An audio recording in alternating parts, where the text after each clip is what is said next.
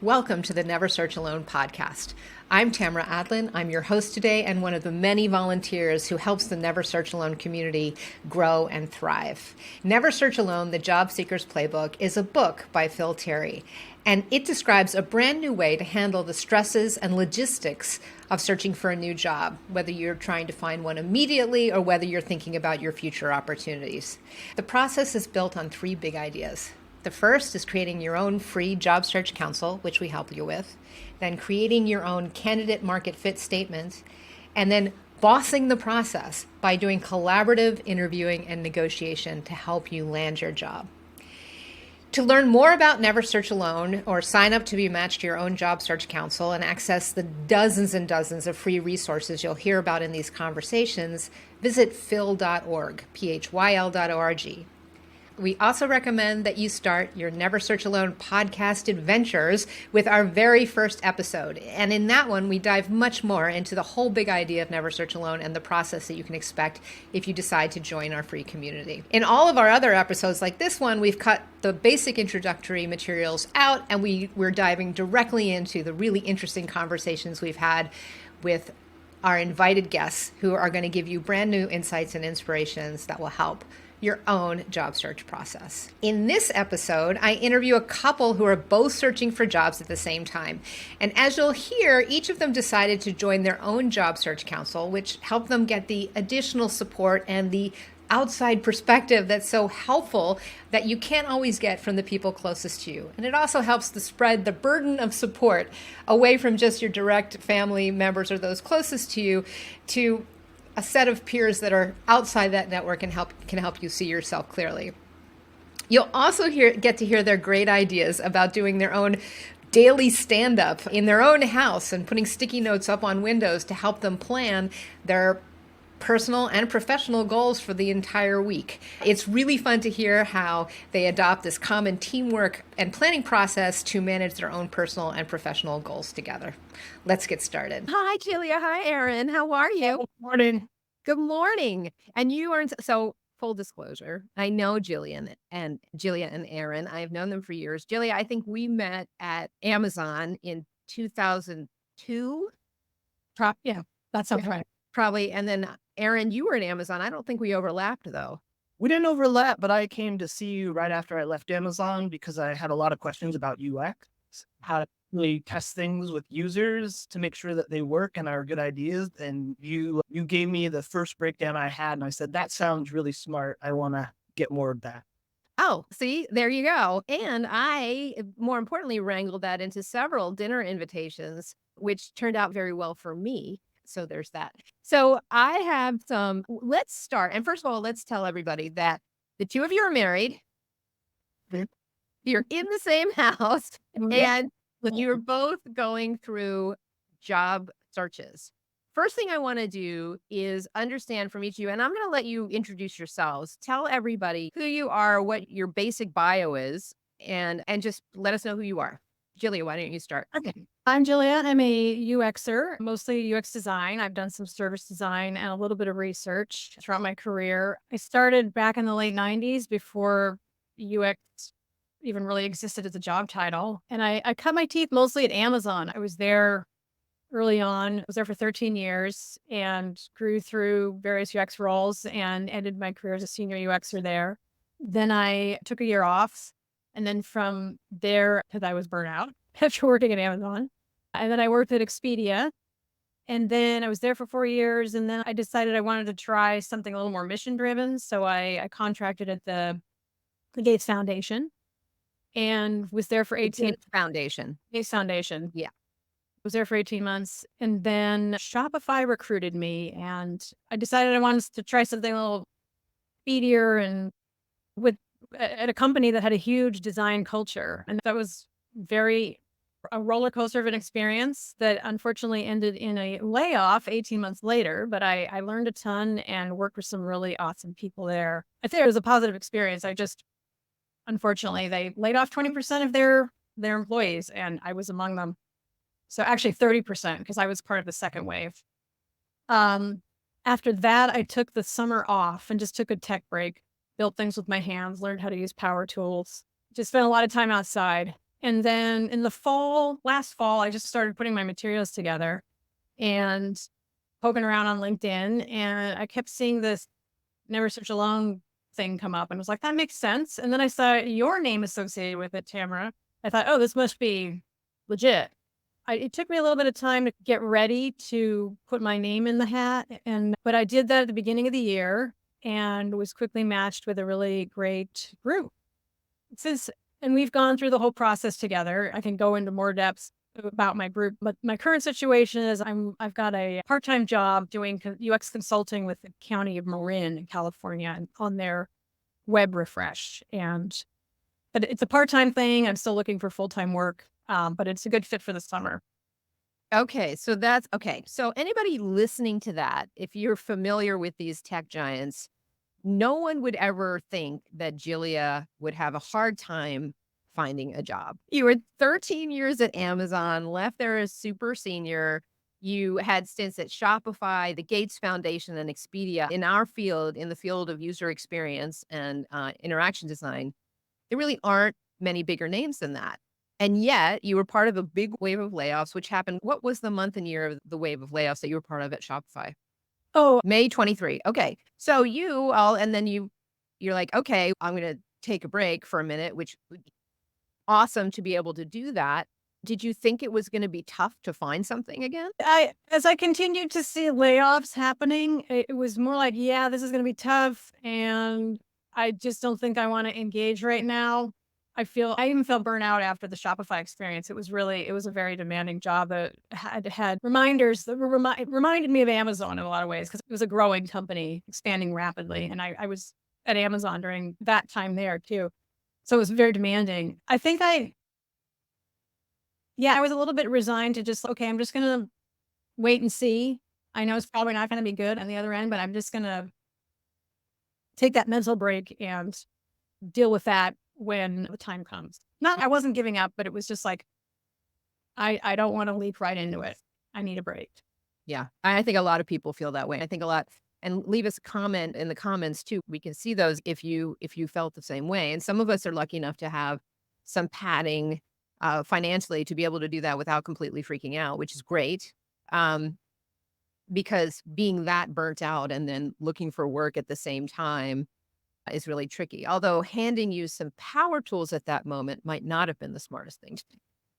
I didn't hurt anybody. Yeah. Good. That's good. Speaking of hurting anybody. Okay. So Aaron, tell us about you. Tell us about your work history. Yeah, so I started my career at Amazon, and in general, I'm a technical product manager, and I basically worked in the tech industry at various tech companies for the first part of my career. And then I transitioned to doing similar work, but more at outdoor companies. So I worked at REI for a considerable time, at least I think it is about 7 years. And then I worked at Brooks Running. And then I joined a kind of early stage startup that made gear for adventure vans. And that was the last job I was in at Al Vans. And that was very much a startup. It was really fast paced. They weren't technologists. And so there was just a lot of fundamentals I had to put in. And after about 3 years, as sometimes happens with startups, and it happened in general in the outdoor industry, because of COVID, a lot of sales got accelerated. So people thought, hey, this is going to last forever. And especially for startups where growth is so important, we were all strategizing about how fast we can grow, how much we can grow. And we just started having some different strategic ideas about how that should work. And so that job came to an end back in February, mostly because we weren't aligned, couldn't agree on how to go forward. But it wasn't rancorous. It was just like I played his course. And some of the things they wanted to do, I was very uncertain. I felt a little uncertain whether it would work or not. But I love those guys. They're great. I wish them luck. If I ever get a band, I want to buy stuff from them. But the other thing was like, I didn't really notice as much during the time, which you don't in the startup, but there's not a lot of time off. I was getting called on the weekend. And after about 3 years of that, I realized I was burnt out. So like in February, I left Powell. And I was like, okay, the first question I asked is, am I fit to serve? Am I fit to go start looking? And I'm like, oh, this is really disconcerting. The answer is no. So I took a break.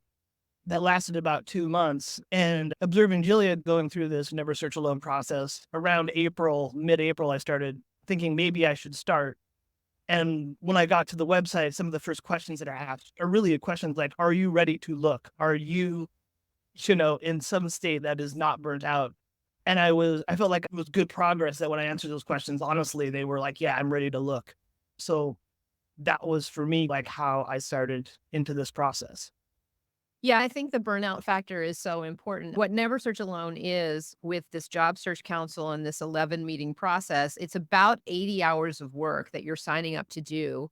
It's all work on behalf of yourself. And I like to think, I'm pretty sure that it's better than the tasks you would give yourself in job searching, right? But it's a commitment, and it can be hard to open yourself up, to think about those things, to get feedback from other people, and just to dive into.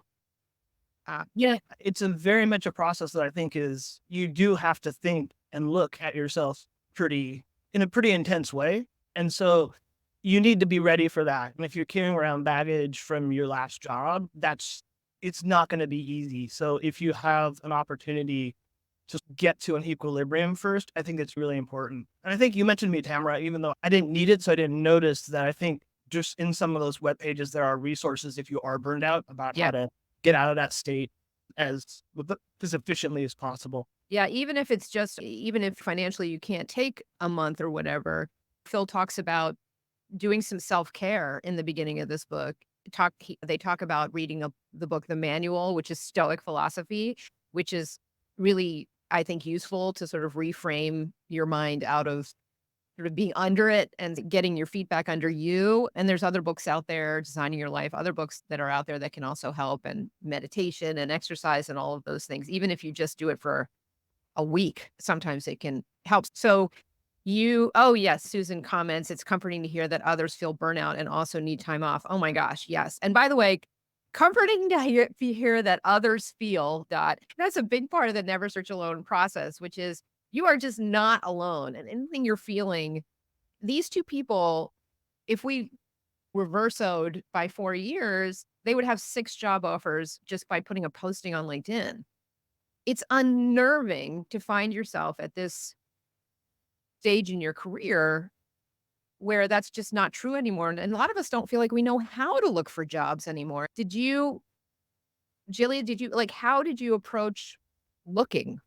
I had done it before. After I left Amazon, I took a year off, and then I had done kind of a self-assessment and evaluation, and can't remember if I did some career coaching at the time, but I put my portfolio together, and then I hit the pavement and went out looking for work. And I had 3 offers on one day, or 5 interviews in 1 week and 3 offers in that week. And so that's what the market was like at that time. So it's very different now. Then there was certainly some networking involved. I was able to reach into my considerable local network because I've worked for a lot of local companies. I know people. So they were able to put in a good word for me. And if I said I was interviewing somewhere, or submit a resume for me. So that I really leaned into that. I'm doing more of that. I'm doing as much of that now, but I'm doing a lot more kind of cold approaches to people saying, hey, you work here. Can we do an informational interview? There's a lot more of that now. But I was prepared to do the same kind of networking and same kind of putting the word out this round as well. So I had looked for work. I had invented, I had put my package together and gone out and done that. Since we're talking about 2 people in the same household looking for work at the same time, Erin, did you notice any differences seem to be feeling for Jillia to be looking this time, or any differences or how do you help Jillia when she's looking for work, and has that changed? Yeah, I think one thing is just, I think the process of, there's such a well-defined process with Never Search Alone and then there's such great resources in terms of your peers that she seemed like, in terms of needing feedback from me, she needed some, but it was, I don't want to say at the margins, but it was about very specific things, which made me kind of sense that she was having pretty in-depth thinking and conversations with other people. And in some ways, I think that was helpful because by the time it got to me, they were really specific questions, but it was also about things that I definitely could help with. Hmm. Because sometimes I think if you don't have outside resources, you start getting questions that you don't really have a background or an opinion, or when someone's your spouse, I don't think you see them quite in the same way as a peer sees them. Mhm. And I don't think we're always the same people in all our relationships. And so sometimes it's really hard for me to switch, like, I need to look at Julia, the professional Julia, and not the spouse Julia. So it was really helpful for me just because it seemed like there was a much narrower band of questions I got. And it also felt like she was going way deeper in her thinking. And that's been my experience too, is that the process forces you to ask these questions about yourself and where you are and really to sit with them for a while. The process isn't slow, but at the same time, I feel like there is a sufficient amount of time, the way it's spaced, to sit there and be like, oh, what do I really want to be doing now? What was I really happy doing in the past? And sometimes that produces results that are like surprising, and you have to be like, oh, let me sit with that a little bit to see how it feels, or what if it feels right. Yeah, and just having some structure around those questions. Everybody who is looking for work knows, oh, I should think about what I liked in the past, and I think it should be what I want in the future. But it's easy to say, oh, I should do that. But then sitting down to do it, it's like, how? Nobody gave me an instruction manual on how to Mhm. think through that. And so having these structured exercises. But I also want to go back to what you said about, I imagine that it can be rough sailing when one member of a partnership, a personal partnership, is under that much stress. And especially you guys are in the similar fields. It was an aha moment for me when several months ago, someone on one of the lives said that it takes a lot of weight off of your partner, that they have somewhere else to get a lot of that support and go through a lot of what you said was like this deep thinking with Yeah. other people. Mhm. And definitely because I think you're iterating, you're cycling. It's a process where when you're doing it with peers, I think if some of that happens like between us, it would be a lot more disconcerting. Oh, gee, do you not know answers to these questions? But when you're doing it with other people who start to get to know you well enough that they can be like, that just doesn't sound right. That doesn't sound like you, or that you need to. What do you mean by this statement? That's really vague. Or I think it sounds better if you say it like this. It's really positive, and then you get to something that's well thought out. And I think that's the value of like the discourse, and without all the emotional weight of what do you mean you don't know that? Uh-oh, we're in trouble if you don't know that, because you're not going to know a lot of this stuff, Mhm. especially as you go through this process. The answers that you started with, like in your last job, at least with my experiences, like the answers I had for these questions when I thought about what I would have said 3 years ago versus now are so different. And I think maybe that's one of the big surprises for me. It's, oh, I want to do this stuff much more than I want to do this other stuff now. And I don't think I would have gotten there without having to actually sit in front of other people and say, here's my candidate market fit, and this is my truth. I think if I were doing that by myself, the validity factor might be way lower, just because I don't think we're always good at having a perspective on ourselves.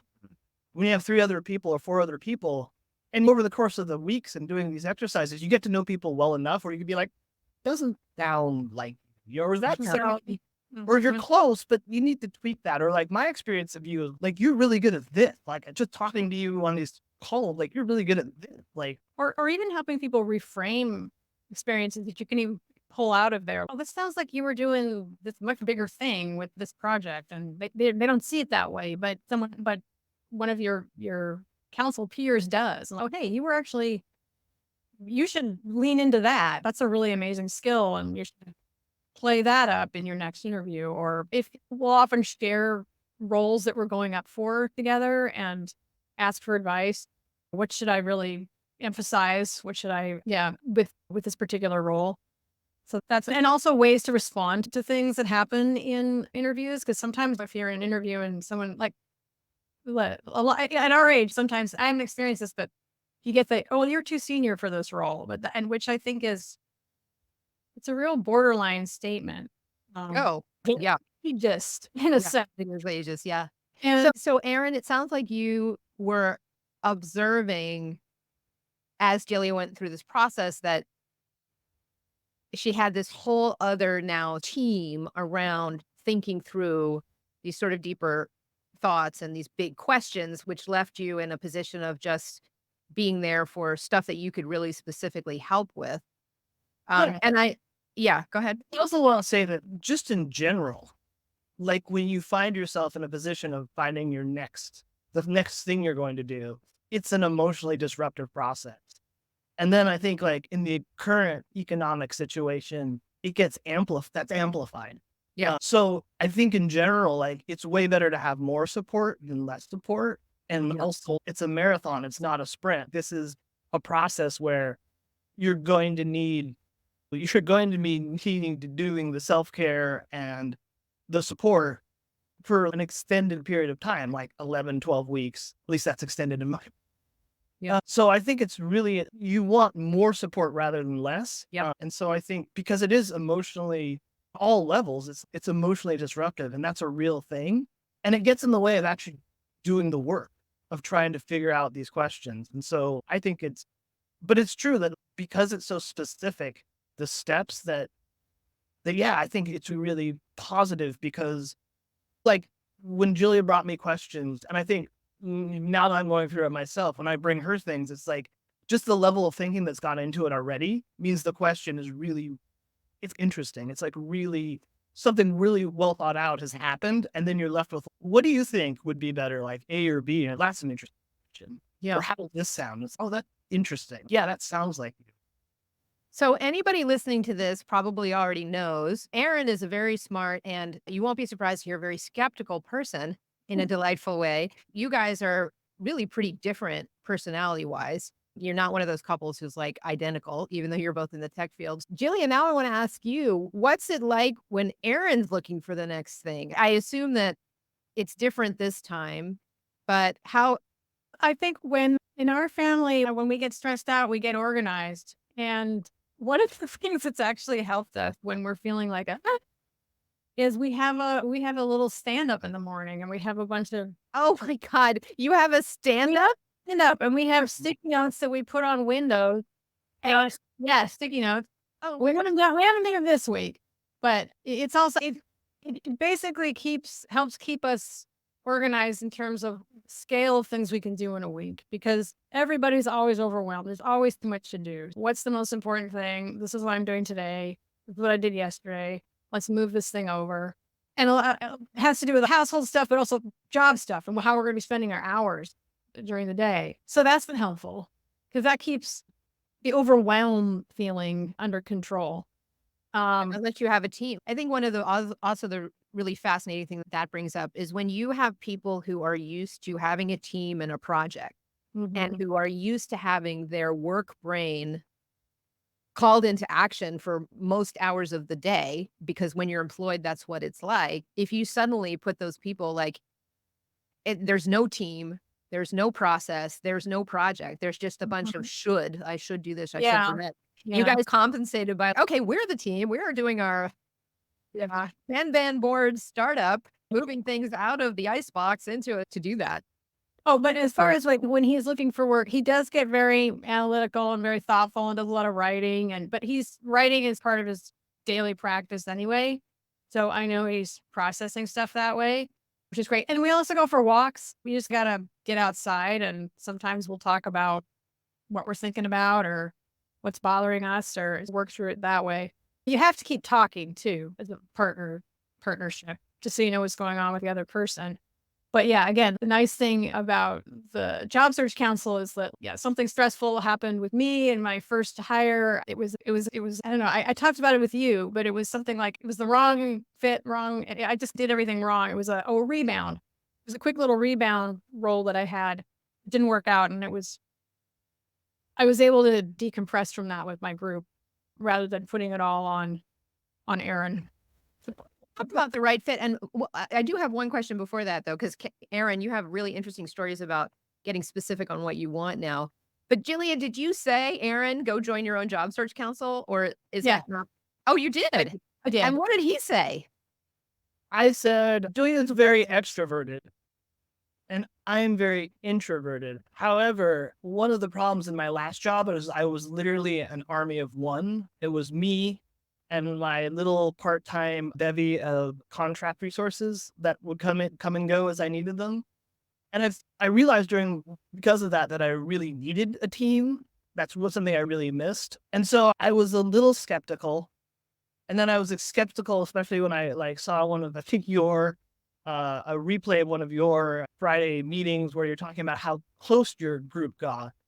And I'm like, yeah, I don't think that's going to happen for me.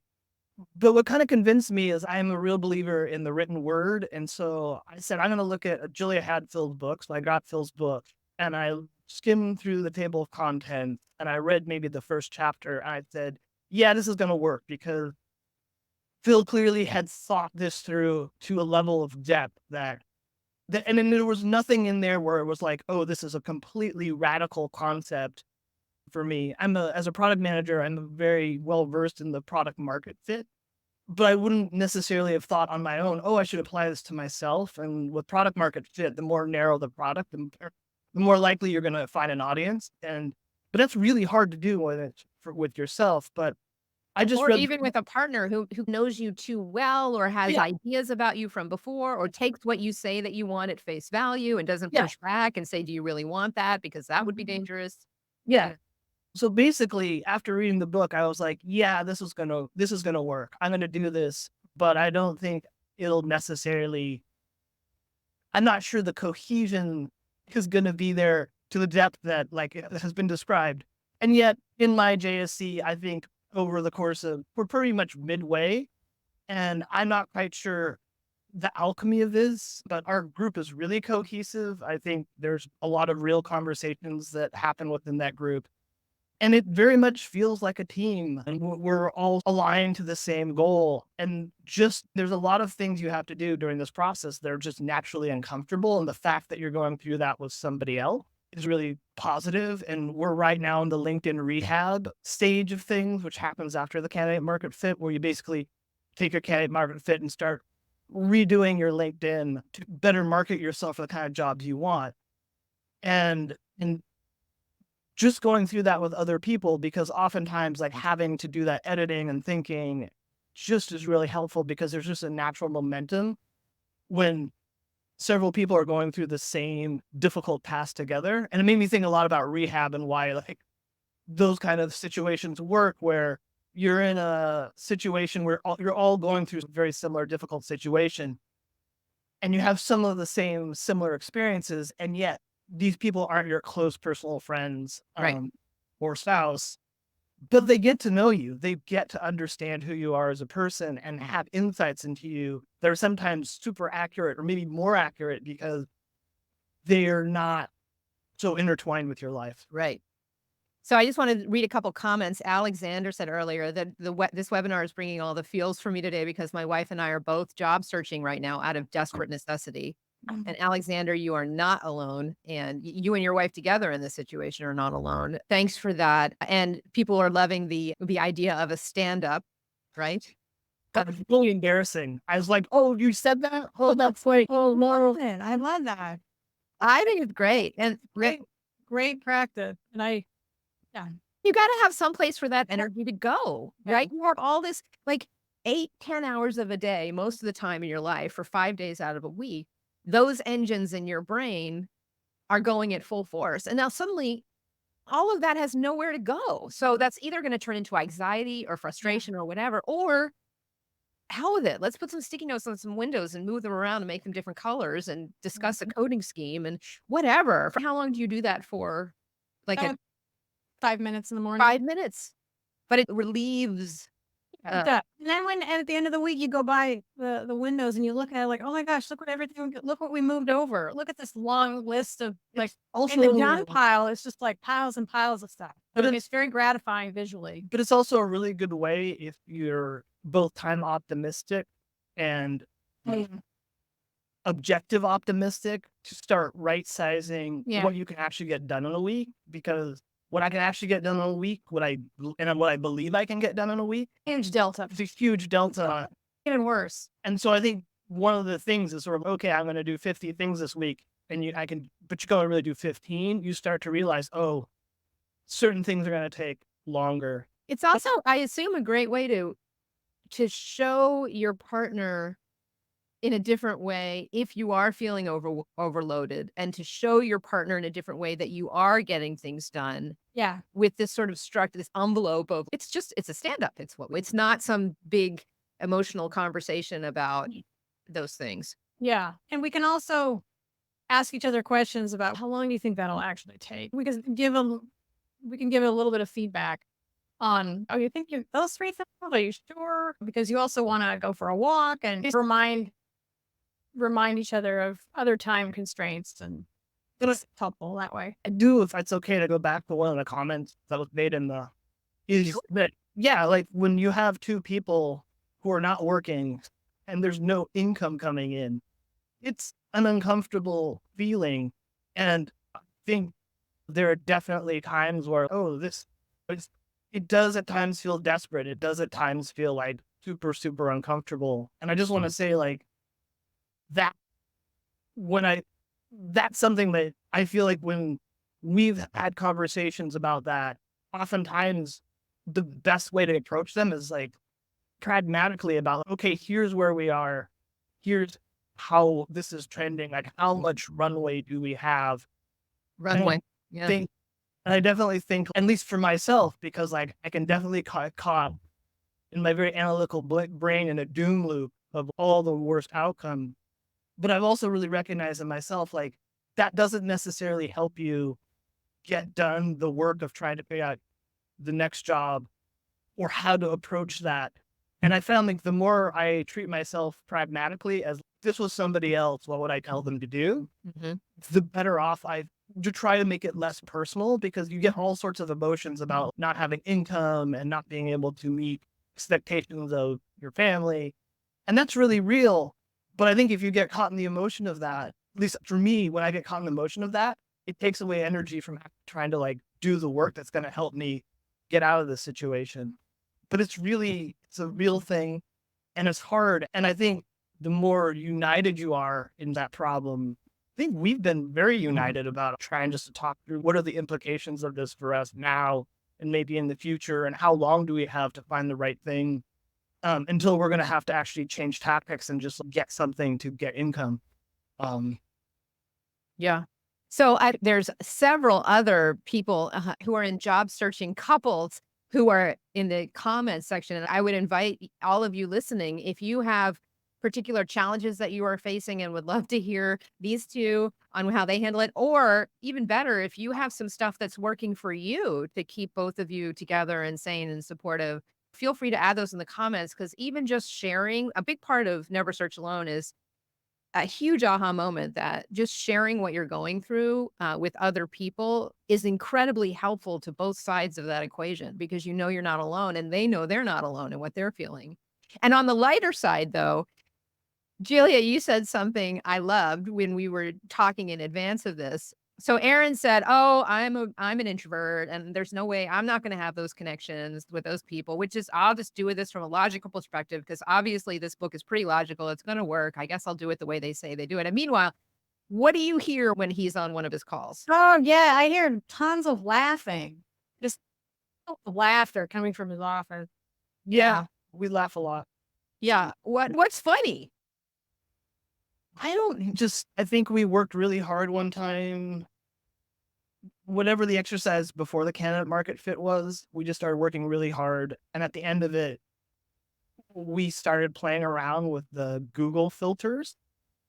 So we were like putting mustaches on ourselves and changing our backgrounds and putting bunny. This wasn't super intelligent, but it was just things come up. They become friends, I think, too. You're being vulnerable with each other, you're supporting each other, and you're recognizing yourself. And it is, listen, work is part of life, and colleagues aren't just colleagues. They can become friends, like these two bozos and I have been friends off and on for more or less over the years.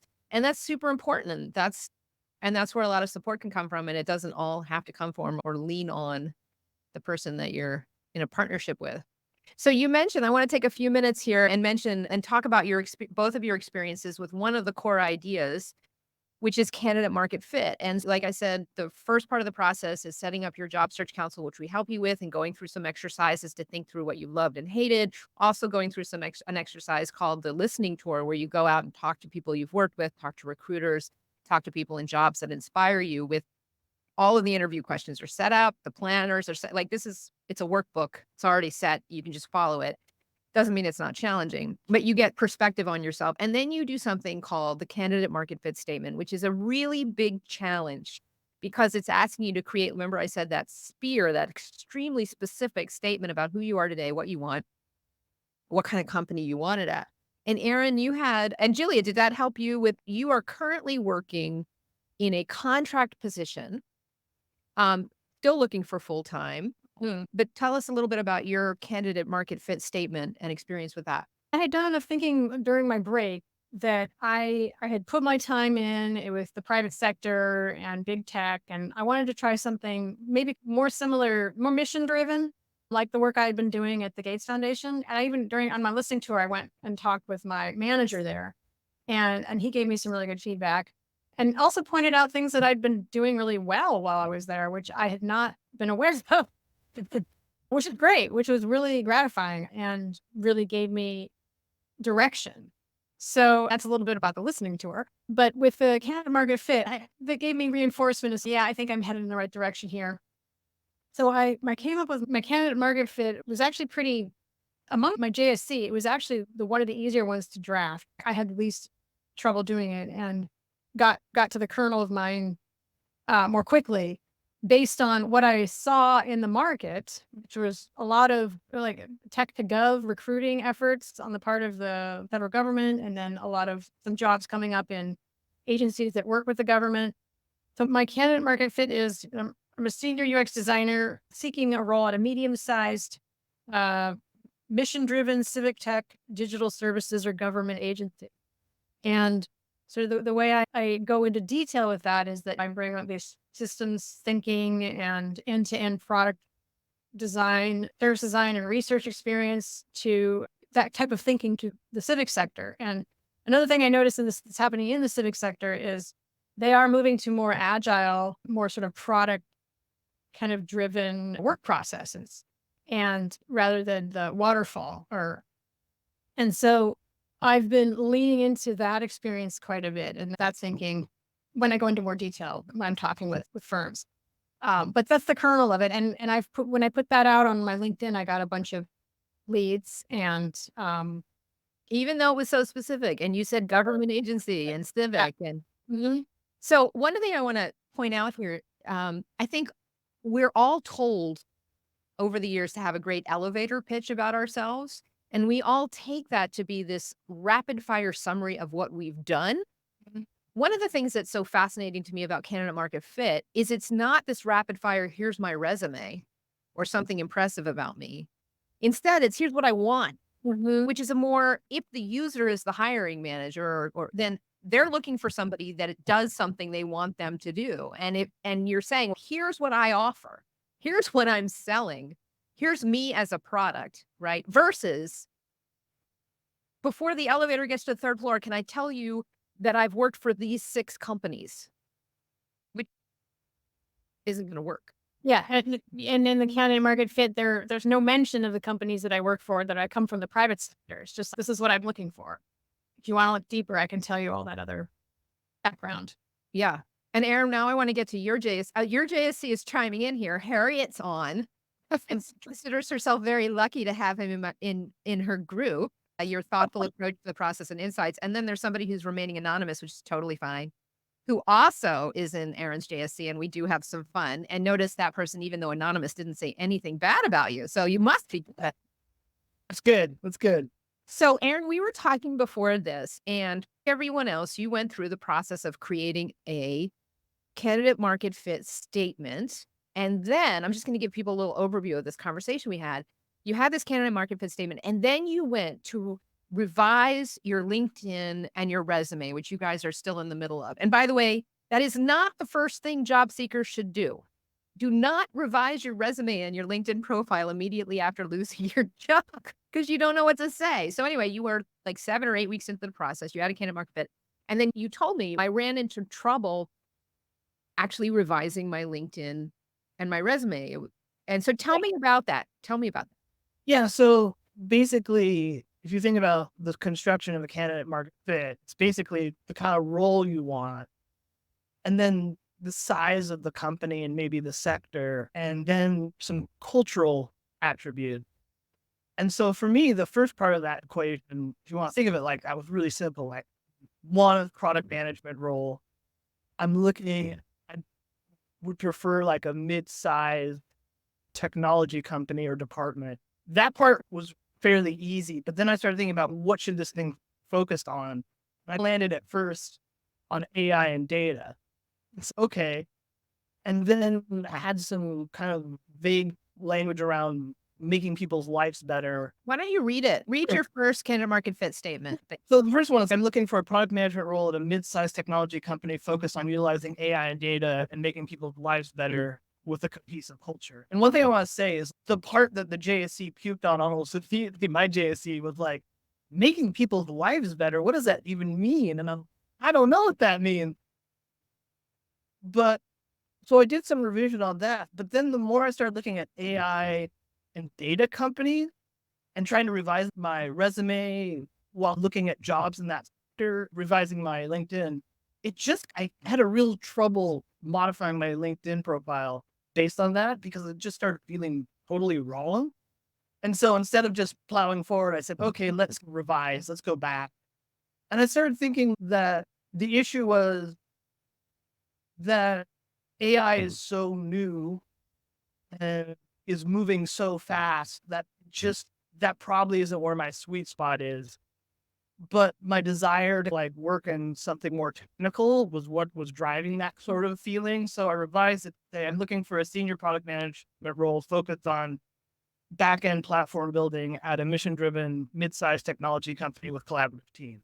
Okay, so the difference I want to slow down for a second, and I'm going to read those again so people can catch the difference. The first one was, I'm looking for a product management role at a mid-sized tech company focused on utilizing AI and data to make people's lives better with a cohesive culture.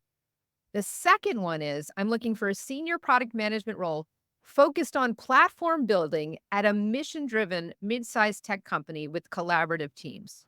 So in a way, it's a different kind of spear. And I love that the clarity of that first one helped you identify that it wasn't the right one.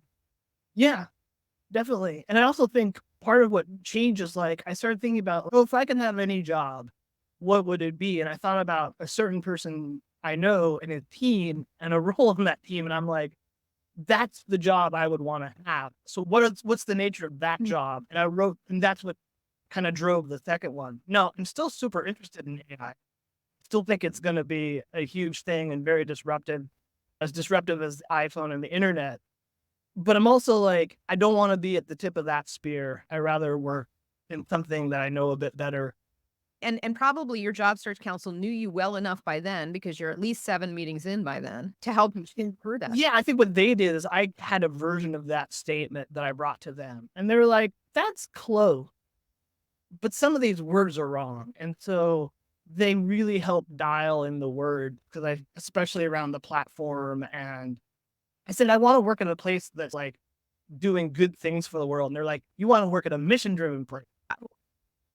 And they just help tune it, because like otherwise it'd be like 3 paragraphs long. And so there's a shorthand business speak. And when you have 3 independent people, it's easier to dial in those words. And If you only have, 20 words, then every single word counts. Yeah. And you need to make sure that every single one.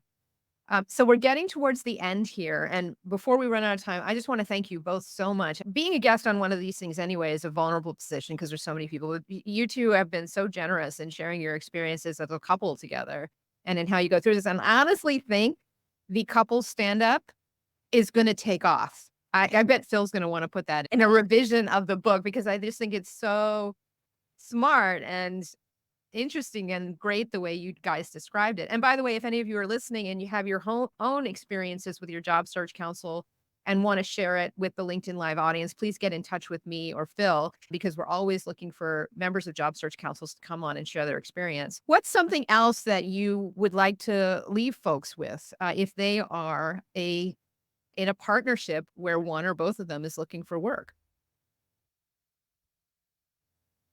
No, silence. That's go first. The first thing that came to mind was just like with parenting. It's just like you have to maintain a united front. Like, we'll get through this. We'll get to the other side. When you check in on things, how are you feeling about things? What's the runway we have to work with?